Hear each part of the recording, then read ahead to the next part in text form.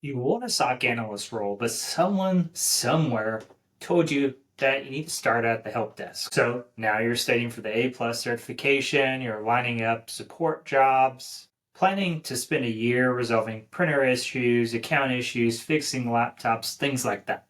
All before you've even touched a SIEM. And at the end of this year, this journey in the help desk, you still actually have to learn how to be a SOC analyst. I'll show you a faster path. Just stick to the end of this video, and I'll give you a week-by-week plan that makes your prep look like the actual role you're looking for. Now look, the help desk isn't that bad. Help desk is real IT work. You learn some stuff, you learn troubleshooting, you learn communications, you learn how to work in a tech environment. It pays, it teaches you things, and it's legitimate. But if your goal is to be in the SOC, you need to ask the harder questions. Is the help desk moving you closer to the SOC or taking you away from it? Because these both aren't the same things. A lot of people say they want to be in the SOC, but they start studying for the A plus certification. That takes about 6 months. Then they spend time looking for a help desk role. That's another 6 months to a year plus. Then they want to work there for another 6 months, a year, maybe 2 years. That's so much time already invested in this role. That isn't the thing they actually want to do, which is to be a SOC analyst, to be in cybersecurity. And guess what? After all of that, they still have to learn how to use the SIEM. They still have to learn how to investigate stuff. They still have to learn how to read logs. And they still have to learn how to think like the bad guy and interpret their attacks. So the question is, why are you delaying the work that will actually make you more competitive in the role that you want? If you can easily pick up a help desk job, do it. Get paid, make some money, get a little bit of experience, but don't let it derail you from your real goal. If your goal is the SOC, your weekly work should be preparation for that role. Not vague cybersecurity training, actual SOC preparation. That means hands-on reps, lots of them. Here's the difference between weak proof and job getting proof. Weak proof says, I did 50 labs on phishing. That sounds like you just did your homework. And we all know how our kids do homework. They don't care about it. They just do it to get it done. Strong proof sounds more like, I investigated 50 phishing cases, converted the findings into reusable SOC assets. My portfolio includes the IOCs, investigation notes, hunt queries, playbooks, and detection ideas that came out of those cases. Now, if a SOC team wanted to investigate similar cases, they could actually adapt what this person built. And that really is the difference between just completing some training and building proof. See that? One is literally usable on the job. It says you didn't just stop at I copied and pasted some answers. You repeated the skill, you learned the patterns that you need to start learning, and you can talk about what changes from case to case. You're educated about this topic. And your portfolio shouldn't just be a dumping ground of screenshots. It should be a complete list of all these things you're doing, the labs, the projects, the challenges, all of these things. Hiring managers, at the end of the day, don't need another person saying they're passionate about cybersecurity. You all say it. We need someone to show us that they actually are passionate about it. Can I sit you in front of an alert and you not be confused and lost? Can you investigate this thing without just guessing? Can you document your thoughts clearly in what you did? Can you tell the difference between what's normal activity and what's suspicious, what's anomalous? Can you explain why this evidence matters more than this evidence? That is the SOC job. So if you want the job, train directly for that job. Online labs, challenges, SOC simulation, phishing investigations, Windows logs analysis, packet analysis, detection engineering exercises. Build your own lab if it speaks to you. These are all things you could be doing to get job ready. The platform isn't the point. The quality of the time that you're investing in building this skill is the point. Now, let's take a second and compare that to the help desk route.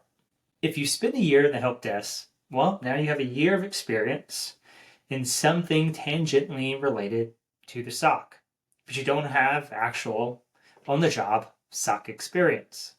And you don't have the evidence to support that you are job ready for a SOC analyst position. You might be good at troubleshooting user issues. You may be able to fix a printer. You might understand how to input a help desk ticket. All that's useful for some job, but none of it proves you're ready to be a SOC analyst. You need those reps as a SOC analyst, so why aren't you doing them now? So, to get you ready, here's that practical plan I promised at the beginning of this video. Before I get started, listen to this. This isn't the finished line. You're not going to be job ready immediately after finishing this 8-week program. The platform is the base that you're going to build off of. Moving forward, you're going to come back, shore up your weaknesses, push deeper into the areas you actually loved and got excited about. This is how you're going to grow.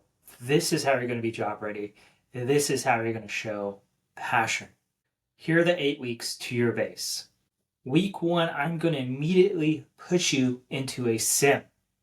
I want you in there learning how to do searches, learning how to do temporal analysis. Pick a SIEM. Get fluent with it. I don't care which one you pick. Splunk, Elastic, whatever.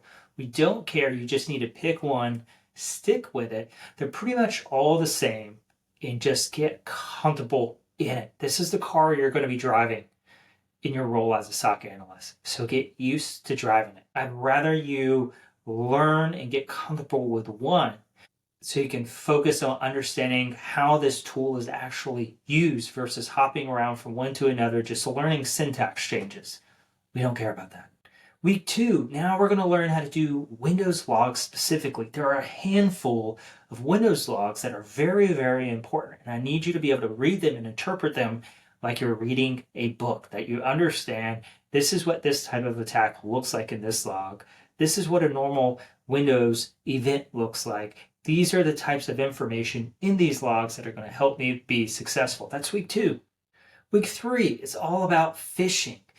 Phishing is one of the most common entry vectors for threat actors. So we're going to focus on what phishing is. What does that attack chain actually look like so that we can quickly identify, pivot, and close those cases out, because there are going to be a lot of them in any environment you work in.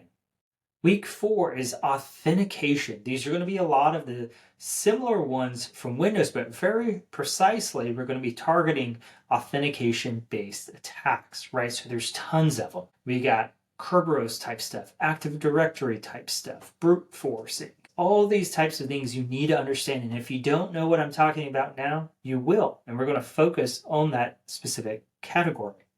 Week 5 is malicious PowerShell. PowerShell is in every corporate environment out there, and attackers are still leveraging it to launch attacks. You need to be able to read the scripts, understand what you're looking at, and be able to follow the code flow as it would execute. That's going to make you a powerful SOC analyst. Week 6 is all about the network logs. I know many of us learn networking, right? Subnetting, all that crazy stuff. Guess what? This is going to be a little bit different. You need to understand what attacks look like in the network. This is why the help desk doesn't help you. We need to understand what C2 communications look like in network flows, what data exfiltration looks like, what do firewall logs look like when they deny something, what do WAF logs look like. These are all network logs that you probably have no clue what they look like because they weren't in the Security Plus. They weren't in the Net Plus. They weren't in that CC, Cisco, Juniper, whatever course that you took, if you have that. This is why it's so important you understand these security specific skills. They're different, they're unique. But let me not get derailed here. We're on to week 7 when we're going to start looking at detection logic. All of your investigations start with a detection in the SOC. So it's important you can read the logic and understand what you're looking at. So you can figure out, is this a true positive? Is this a false positive? Is this just anomalous and I need to provide some feedback so they can tune this detection? You have to understand how to read detections. And it doesn't hurt if you can start building some rudimentary ones yourself. Now, the final week is a capstone. We want to actually fully investigate an event from start to finish, provide a report, a full investigation about that. I'm talking about timeline, walking through the full attack chain. So how did they get in? What did they do? Where's the lateral movement? Where's the persistence? All of that stuff. Talk about the types of steps you would do to contain the investigation if you were there. We need to show that you can do an investigation, that you know what you're supposed to do if you were put in that area, and you can show the type of judgment that you would have in the real world. This is really, really good stuff. These are artifacts that are going to be in your portfolio, and they're going to walk into that interview with you. Now, let's take a step back and think about your career as a story arc. Every story you've ever encountered has a very similar shape. The hero starts in one place. They learn, they struggle, they reinvent themselves more than once until they reach the apex. Right now, your apex is landing that SOC role, and the arc to get you there has multiple chapters. These 8 weeks that I just spoke about are the first chapter. It's your foundation. The SIEM, the logs, the portfolio, the investigations. Chapter 2 is where you go back to fill in the gaps, to strengthen, to make your case stronger. Your portfolio gets bigger, your projects get more verbose. They show more range of your skills that you've developed over time. Chapter 3 is that version that walks into that interview.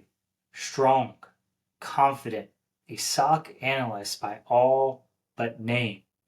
Ready to talk through investigations like you've done them before, because you did. That progression from chapter 1 through 3 is exactly what they're looking for. They're not looking for someone who's perfect, who knows all the things. They're looking for someone who just keeps getting better. And that's why I'm skeptical when people say you should always start at the help desk. For some people, sure, it's a smart move. Maybe they have an in. Maybe they can get in there tomorrow. But for other people, it's a distraction, dressed up as a career path. They spend all their time trying to win this job they don't actually want and hope it eventually turns into a role in cybersecurity. I would rather see you point your efforts directly at cybersecurity. Do the hands-on work, build a portfolio, show growth, show that you can do all the things that a SOC analyst actually does. Because the fastest path to a SOC analyst isn't a ton of random steps in the wrong direction. It's making your preparation look like the job you're actually shooting for.